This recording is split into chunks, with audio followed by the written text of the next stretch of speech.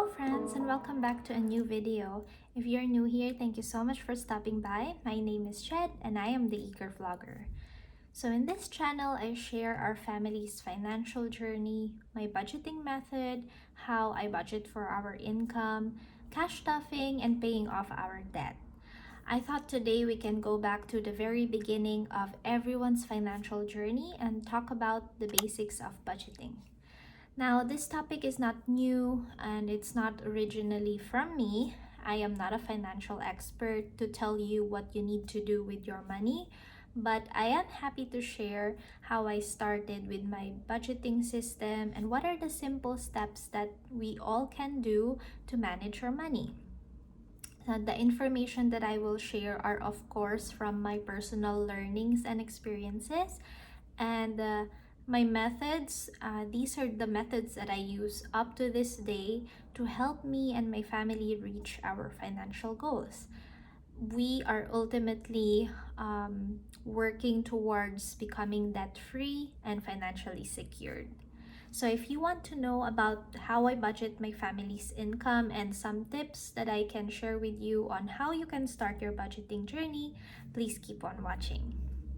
Alright, before we jump into the steps, let's briefly talk about the types of budget or the budgeting methods that we can do based on your financial status, on your income stream, and just mainly how you wanted to manage your money. I remember when I was young, my mom would just take a piece of paper, her notebook or planner, and write down all her expenses for the month. After that, she will minus it from her total income of the month. And that's her budgeting system. Simple and straightforward. But now there are quite a lot of different methods that we can do to actually manage our money. So the ones that I will share with you are not the only ones, but these are kind of like the methods that stick out or are major for me. I'm kind of finding the words. So the first one is the 50-30-20. This budgeting method suggests that you divide your income for the month, or if you're being paid bi-weekly or somewhat, you divide your income into 50% needs, 30% wants, and 20% savings. So honestly, this looks very hard for me, especially if you are not earning enough to just allocate 50% of your money or your income towards your needs, because for us that is definitely not enough. And although this sounds very good and it's quite an ideal method to use, this is not for our family right now. We definitely are not saving 20% of our income and all of that. We'll look into it. You can actually see that in my Budget With Me videos, and we'll discuss more as we go along with this video. So the next method is the monthly budget. Now, my mom's budgeting method could be an example of this because she just takes the total amount of our family's expenses, our bills, our needs, minus all minus or deduct that from her total income of the month. So basically, a monthly budget is the overview of your whole month's spending. Again, your bills, your expenses, your debt, etc., deducting from your total income of that month. So typically, people use this, of course, if they are being paid once a month, or if they have a 1 month ahead fund to take care of their whole month spending.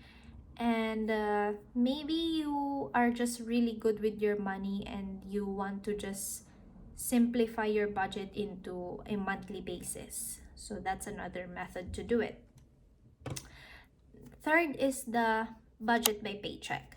So this is the method that I use for our family. And now because my partner is being paid semi-monthly, it's like twice a month, he gets a paycheck, or as soon as he gets a paycheck, that's the total amount that I budget for our family for the next 2 weeks before the next paycheck arrives. So this is the same for people being paid bi-weekly or every 2 weeks.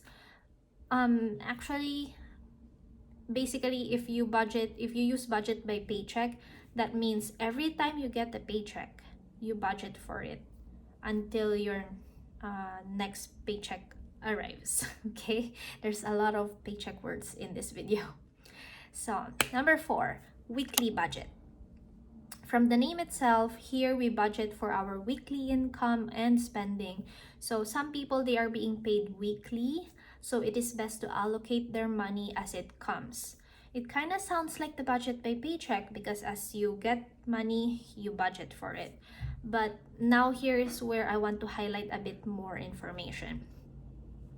For me, I consider the weekly budgeting as an additional tool for all the other systems or methods that we can use. So even if, let's say, you get paid monthly, bi-weekly, semi-monthly, you can still definitely incorporate the weekly budgeting method.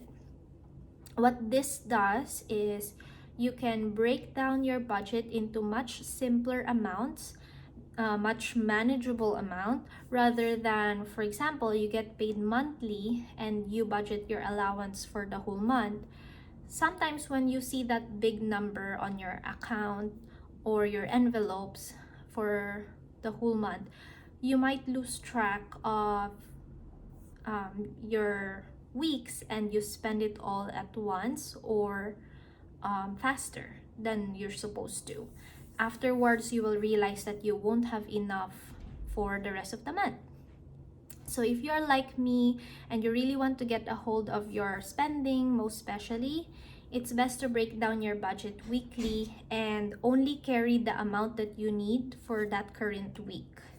So for my family, say for our eating out money, since we are being paid semi-monthly, I have to budget for 2 weeks before our next paycheck arrives.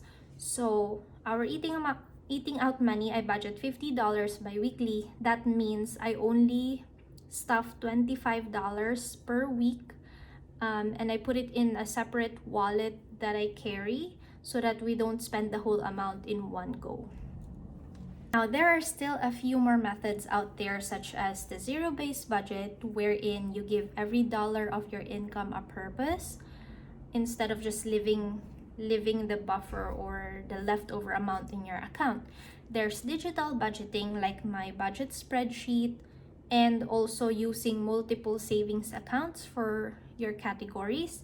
And then also the cash only budget, wherein in this, as the name suggests, you only use cash for all your spendings and needs. So budgeting is not a one size fits all. You don't have to only use one specific method to say fully manage your money. Like me, I use the budget by paycheck, the zero-based budgeting, digital budgeting, and cash envelope system to make sure I can take full control of our finances and keep myself responsible and accountable of our spendings. Okay, now that's done. Let's list 5 steps that we can take or you can take to start budgeting. So the first one is you write down your financial goals. For sure, we all have goals and that we want to achieve them. It would be easier for us to save money or control our impulse spendings when we have something to look forward to. So you write down your goals on your notebook, your planner, journal, or even in your notes app wherein you can access it and see it frequently so that you can get reminded that you have these goals and you can stay on track. Second is calculate all your income streams or income sources. Your full-time job, part-time job, side hustles, some unexpected money coming in for the month, or even if you just sold an item this month, add it to your income source. Now, you calculate and you total all of your income streams, and that total would be the amount that you only need to work with for your budget. Okay, no more, no less, so that you can just spend and live within your limit. And this number 3 and number 4 can be done interchangeably, and that is, for example, number 3 is savings and investments or bills and expenses. Now I say that you can do this interchangeably because ideally we want to save first before we spend, right? But it's not always the case. For example, with our family, like what I said, we couldn't manage to save a lot or a big portion of our income towards our savings. So we make sure first that we take care of all our fixed bills and our living expenses, and then I just make sure that we have a consistent amount coming or going to our savings account for now. So if you are going to do your savings and investments first, then allocate a certain amount to be put to your savings every paycheck. If you don't have that, as long as you are consistent into putting a certain amount. So for our family, it's just $10 per paycheck. But I know that if I keep this consistent, it is still something that will grow over time. For bills and expenses, make sure you list down all your recurring bills for the month. So you plot them down on your calendar to make sure you don't miss a due date. You can also put the amounts on each of those to make sure that you allocate enough for those bills. And then our first paycheck will pay the bills that fall on the dates after payday until the next paycheck comes, and then the cycle just continues. Lastly is the spending. So the weekly budgeting method would be really helpful in this part.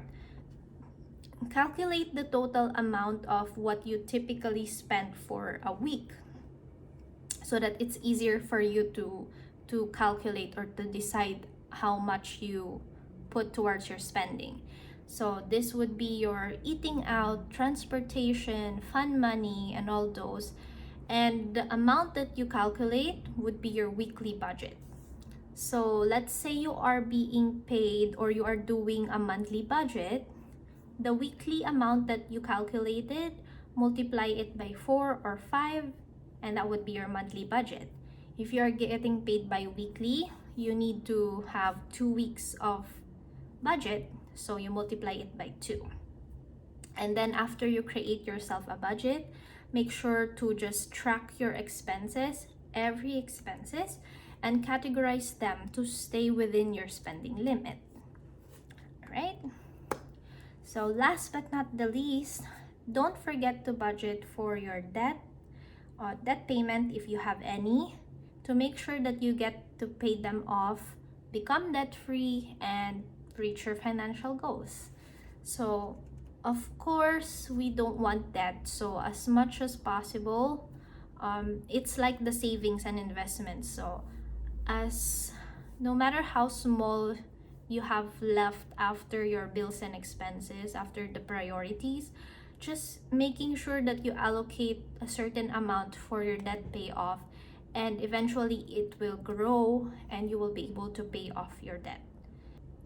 Now, these steps go in cycle, and again, it is not a set rule, so feel free to tweak it, to do trial and error, try what works for you. And if you find the best method for your financial status, keep it consistent and you'll see results. The last bit of our video, I want to share how I started my cash envelope system.